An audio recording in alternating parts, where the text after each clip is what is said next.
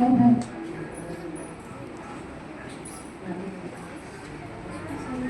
पुढे सर आपल्याच मधल्या दोघा विद्यार्थ्यांनी म्हणजे आपल्या मित्रांनी खूप छान सांगितलेलं आहे आपल्या शाळेची स्टोरी वगैरे. तर ते सांगायचं म्हणजे आहेच, कारण आपण बऱ्याच दिवसांनी एकमेकांना भेटतो. कदाचित एकमेकांचे चेहरे पण लक्षात नसतील, पाहिले पण नसतील. तसंच काहीच झालं होतं. आणि आपण सर्वांच्या आपल्या आयुष्यामध्ये 3 व्यक्ती जे खूप महत्त्वाचे असतात. एक आपले आई वडील आणि दुसरे शिक्षक. आपण आपल्या आई वडिलांचे उपकार कुठल्या कारणाने फेडत असतो, पण आपल्या शिक्षकांना आपण बोलतच नाही की तुमचे उपकार आहेत आपल्यावर किंवा ते आपल्याला आवडतात वगैरे. आपण काही त्यांचे व्यक्त करत नाही.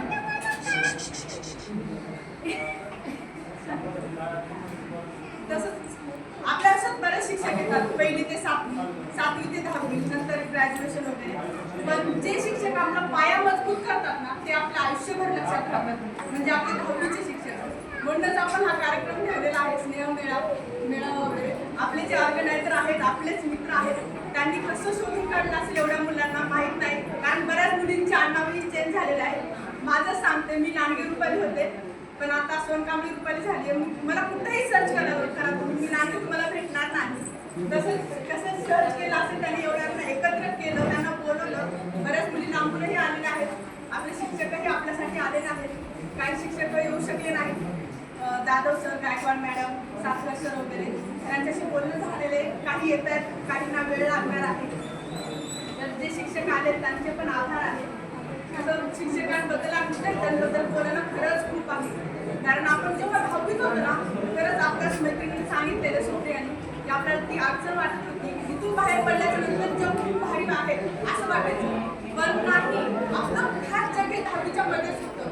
आपल्याला जेव्हा बंधन होतं, म्हणजे शिक्षणाचं अभ्यासाचं नसेल, पण कॉलेज छान असतं.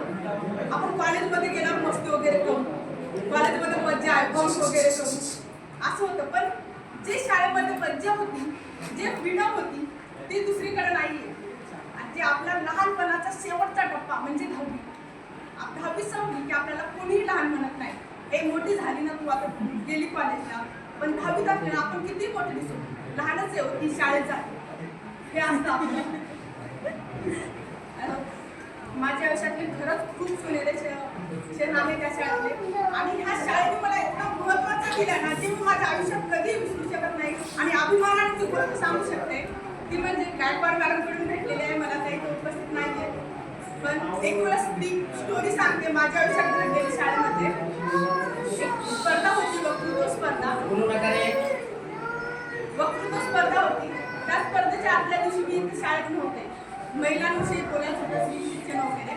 पण गायकवाड मॅडम माझं नाव दिलं, हां लांडगे भाषण करेल. पण मला माहीत नाही, काहीच माहीत नव्हतं. मी शाळेत आले दुसऱ्या दिवशी, मॅडमने सांगितलं की लांडगे तुला ह्या विषयावर भाषण करायचं आहे, एक 10 मिनिटामध्ये कार्यक्रम चालू होईल. मला स्टार्टिंगला भीती वाटली, पण म्हणलं आधी ऐकू दुसऱ्यांचं, नंतर बोलू आपण काय बोलायचं ते. ह्याच ठिकाणी झाला होता तो कार्यक्रम. तिथं बऱ्याच मुलींनी घेतला होता पार्टिसिपेट वगैरे, सर्टिफिकेट पण भेटलं होतं. पण एवढा विश्वास होता गायकवाड मॅडमला माझ्यावर की मी सांगितलेलं की बोलेल. आणि मी त्या दिवशी माझा 3रा क्रमांक आला होता त्या वक्तृत्व स्पर्धेमध्ये. ही गोष्ट मला आजपर्यंत माझ्या कामाला येते, कारण कधी कुठेही भाषण हो, मी आजपर्यंत माझं भाषण सोडलेलं नाहीये.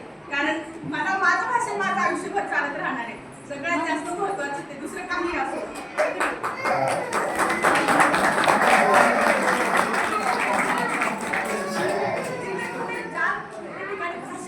आणि अचानक जरी गेले, मी त्या विषय ऐकला तर माझं मन होतं आम्हाला भाषण करायचे. ही त्यांनी मला गायकवाड मॅडमकडून भेटलेली आहे. कारण मला पहिलं नव्हते असं लिहा, ते पाठ करा, नंतर बोला असं होतं. पण आता तसं होत नाही. मला लगेच उठवलं त्या विषयावर बोल, तर मी बोलू शकते ते गायकवाड मॅडममुळेच. आणि तिथं सायकल मॅडम आहेत उपस्थित. कदाचित क्षण सायकल मॅडमना लक्षातही नसेल, त्यांनी मला ते दिले. इथंच 9वीत असताना मॅडम आपल्याला नवीन शिकवायला आल्या. तेव्हा मॅडम आपल्याला व्याकरण शिकवत होत्या. ते शिक्षकाने म्हटलं बरं माहीत नाही मला काय लक्षात आलं, मॅडम तेव्हा बोलणारे शब्द सांगत होत्या, तेव्हा मला एक कविता सुचली अचानक. तेव्हा मला वाटलं मॅडम तेच सांगताय. माझं लक्ष मॅडम ते शिकवतायत त्या विषयावर होतं, पण मॅडम जे शिकवतात ना त्यापासून निर्माण झालेली कविता ती सुचली. आणि तेव्हा रुपालीवरून लाडगे कवी ही निर्माण झाली ही त्यांनी मॅडममुळे भेटलेली आहे.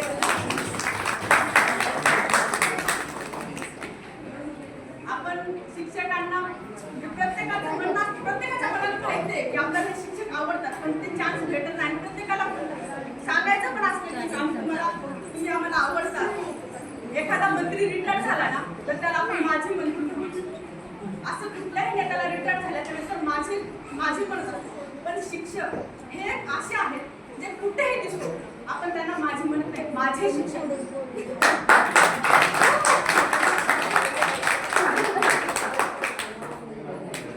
पवार सर जेव्हा मी नवीन आले होते ह्या शाळेत, 8वी होते तेव्हा, त्यानंतर 2-3 महिन्याच्या नंतर त्यांची बदली झाली. पण मला चांगलं आठवतं तेव्हा गुरुपौर्णिमा होती. गुरुपौर्णिमेला पवार सरांनी भाषण केलं होतं. पण ते भाषण करण्याची पद्धत त्यांची खूप छान होती बरं का.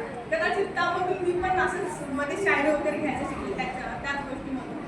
सर कसे करायचे, एखादी गोष्ट सांगायची म्हणजे त्याचं विश्लेषण करायचं, त्यामध्ये शायरी घ्यायची आणि त्यानंतर परत भाषण आणि परत शायरी. त्यामध्ये ना खूप मुलं टाळ्या वाजायची. मला वाटलं अरे सर छान घेतात, ही पद्धत छान आहे, म्हणजे आपणही तसं घ्यायला पाहिजे. पण ते शिकायला भेटलं म्हणजे त्यांच्यासोबत आपण जास्त राहिलो नाही, त्यांचा सहवास नव्हता आपल्याला, कारण त्यांची लगेच बदली झाली होती. पण तेवढ्याच कालावधीमध्ये त्यांनी छान गोष्टी शिकवल्यात आणि आपल्याला लक्षात राहील. मला तरी जसं लक्षात राहते ना तशा गोष्टी दिलेल्या आहेत. जाधव मॅडमला पाहिल्यानंतर माझी 10वीची कविता होती, म्हणजे गुरुपौर्णिमा ह्या विषयावर मी कविता बनवली होती ना, तीच आठवते. म्हणजे आपल्या शाळेमध्ये 8वीपासून करते तेव्हा आपल्याला मैदानावर फक्त पीटीचा तास पडला, चला खाली जा खेळा, एवढंच होतं. पण जेव्हा जाधव मॅडम आल्या ना तेव्हा त्यांच्या करायचं त्यामध्ये शायरी घ्यायची आणि त्यानंतर परत भाषण आणि परत शायरी. त्यामध्ये ना खूप मुलं टाळ्या वाजायची. मला वाटलं अरे सर छान घेतात, ही पद्धत छान आहे, म्हणजे आपणही तसं घ्यायला पाहिजे. पण ते शिकायला भेटलं म्हणजे त्यांच्यासोबत आपण जास्त राहिलो नाही, त्यांचा सहवास नव्हता आपल्याला, कारण त्यांची लगेच बदली झाली होती. पण तेवढ्याच कालावधीमध्ये त्यांनी छान गोष्टी शिकवल्यात आणि आपल्याला लक्षात राहील. मला तरी जसं लक्षात राहते ना तशा गोष्टी दिलेल्या आहेत. जाधव मॅडमला पाहिल्यानंतर माझी 10वीची कविता होती, म्हणजे गुरुपौर्णिमा ह्या विषयावर मी कविता बनवली होती ना, तीच आठवते. म्हणजे आपल्या शाळेमध्ये 8वीपासून करते तेव्हा आपल्याला मैदानावर फक्त पीटीचा तास पडला, चला खाली जा खेळा, एवढंच होतं. पण जेव्हा जाधव मॅडम आल्या ना तेव्हा त्यांनी आपल्याला खेळायला शिकवलं. काही मुलांना हॉकीला घेऊन गेले, फुटबॉलला वगैरे घेऊन गेले. आपल्या शाळेत मुलं बाहेर खेळायला जायला लागले, ते पण जाधव मॅडम नाही तर पहिलं नव्हतं असं. तसंच असे बरेच शिक्षक आहेत. जाधव सर जे माझे फेवरेट सर होते, आवडते शिक्षक, त्यांचा हात थोड्या वेळापूर्वी बोलणं झालं त्यांच्याशी. ते गावाकडे आहे, ते येऊ शकणार नाही आहेत आता, पण त्यांच्याशी जसं मी माझ्या मित्रमैत्रिणीसोबत बोलू शकते ना तसं त्यांच्याशी बोलायचे, कारण एकदम फ्रेंडली होते ते. आणि माझे जे क्लासमेट म्हणजे माझे बॅचमेट्स होते ना त्यांची खरंच खूप आठवण आहे. एका बँचवर 6 तास बसणारे आपण आज वर्ष महिने बोलतही नाही, कारण एका बँचवर कसे घालवले असतील आपण 6 तास. त्यांच्याशी आपली ओळख होत नाही, भेटलं तर नाव बोलणंही होत नाही. माझ्या जे बॅचमेट तर आल्या नाही आणखी वगैरे, पण खूप छान दिवस होते. आम्हाला 10वीत 11 वाजता बोलवायचं एक्स्ट्रा लेक्चर.